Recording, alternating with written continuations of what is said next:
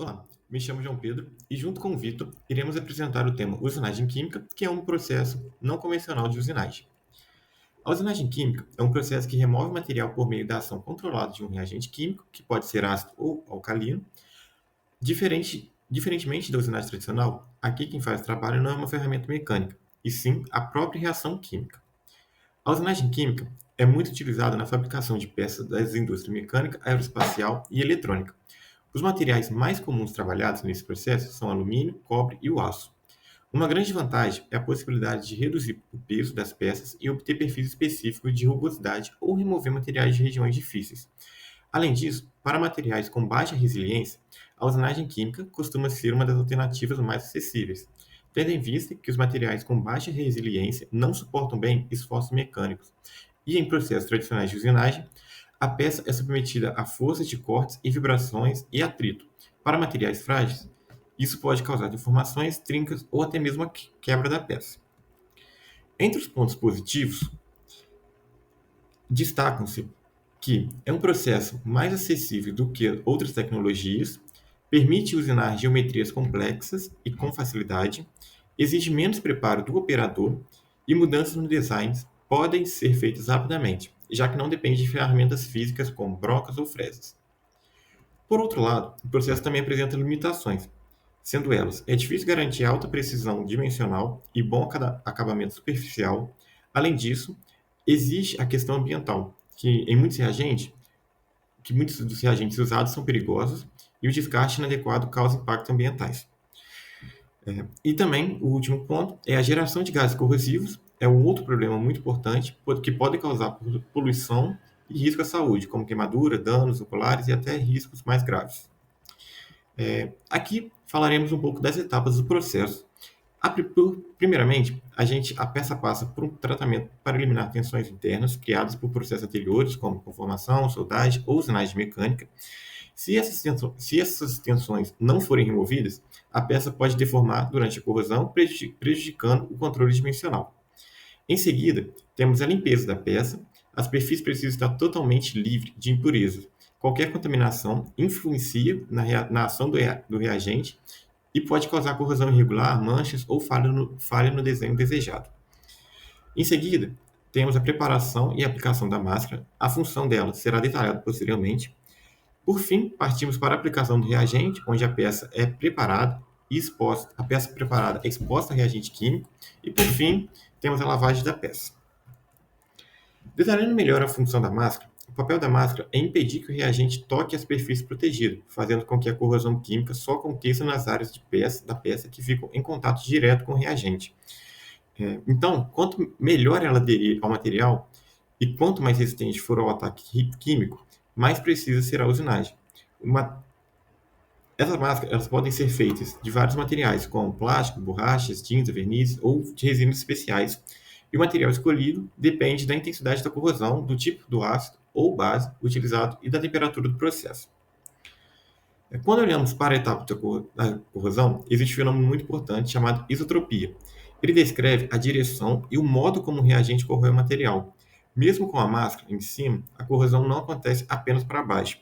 Em alguns casos, ela pode avançar lateralmente por baixo da máscara e esse processo pode ser completamente anisotrópico, quando acontece principalmente em uma direção preferencial quase sem atacar as laterais, parcialmente anisotrópico, quando existe um equilíbrio entre a corrosão vertical e a lateral, e isotrópico, quando o ataque químico acontece de forma igual em todas as direções, com grande infiltração sob a máscara.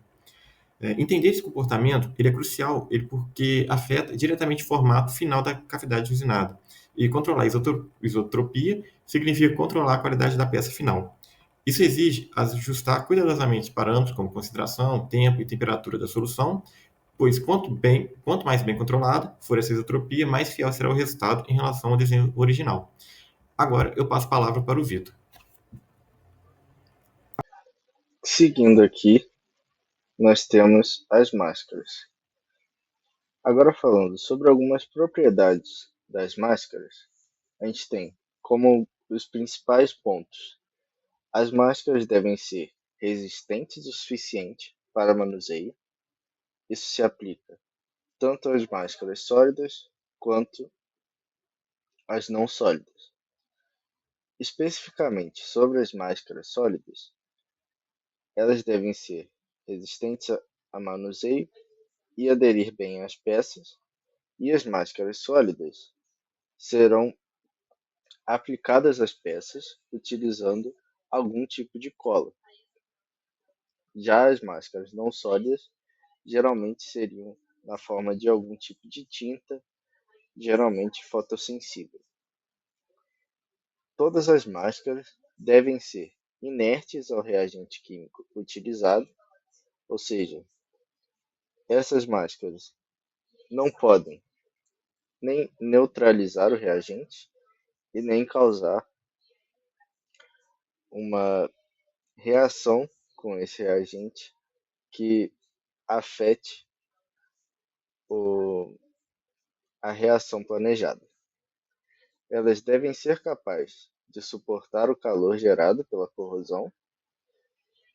Por conta de ser uma reação exotérmica, será gerado calor, inevitavelmente, e essas máscaras devem suportá-lo a fim de não modificar as dimensões projetadas para a peça.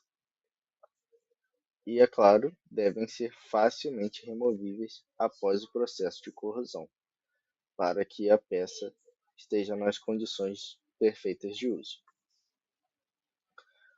Agora falando especificamente das máscaras feitas com tintas poliméricas, geralmente são aplicadas múltiplas camadas desse material para evitar furos na superfície usinada.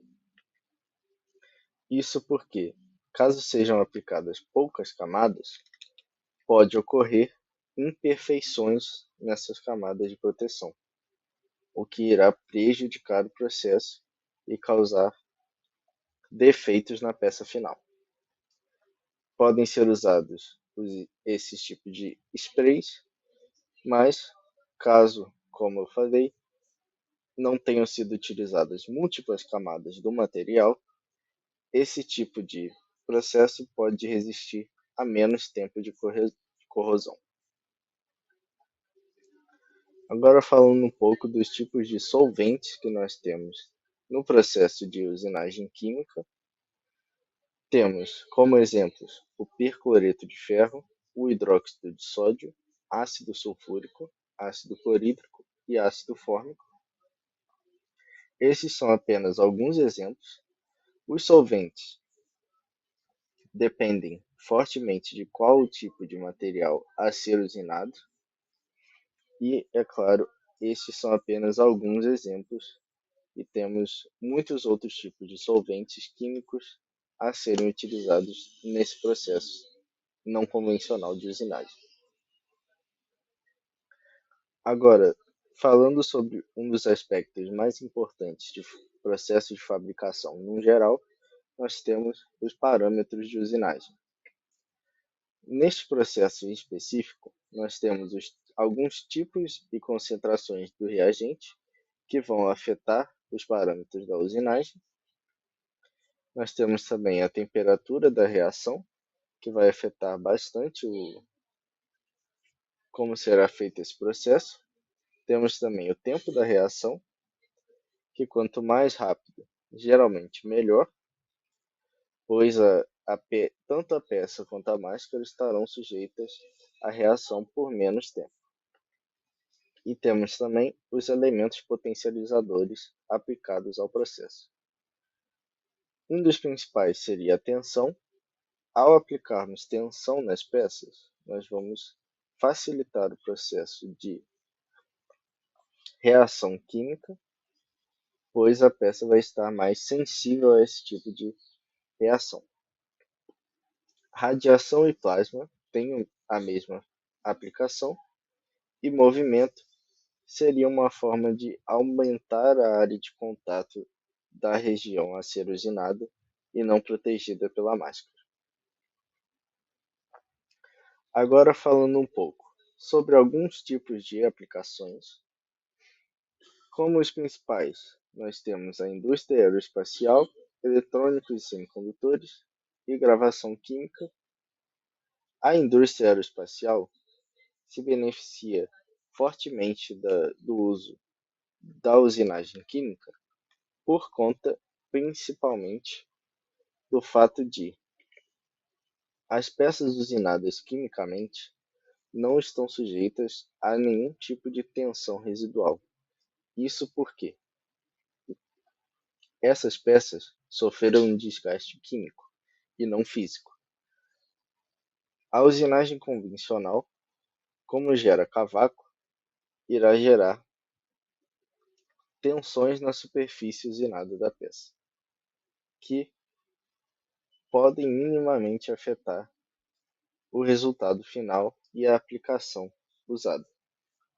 No caso da usinagem química, essa característica possibilita peças mais leves e menores a serem aplicadas na indústria aeroespacial, que necessita cada dia mais de componentes leves e muito resistentes. Já no caso dos eletrônicos e semicondutores, nós temos a característica da usinagem química de ser capaz de produzir peças de altíssima precisão. Isso porque a máscara pode ser confeccionada de forma a garantir extrema precisão de usinagem da peça final. E a característica superficial das peças usinadas quimicamente também tem qualidade altíssima. Isso caracteriza a possibilidade de utilização em eletrônicos e semicondutores por possibilitar a confecção de peças com tamanhos muito pequenos. E a gravação química possibilita a confecção de diversos tipos de desenho criados pelo projeto das máscaras, podendo ser decorativos ou não. Agora, concluindo de forma geral o processo não convencional da usinagem química, nós temos que ele é um importantíssimo processo de fabricação que possibilita a criação de peças muito complexas e com altíssima precisão.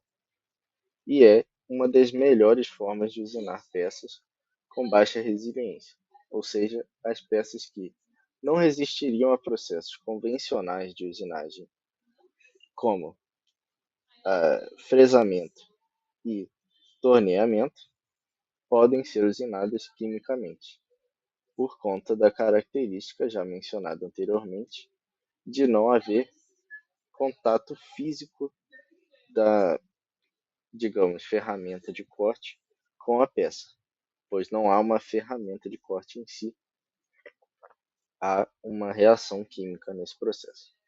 Porém, há alguns desafios, como a preocupação ambiental, já que nós temos reagentes fortíssimos para poder usinar o material, e também a saúde dos operadores envolvidos no processo.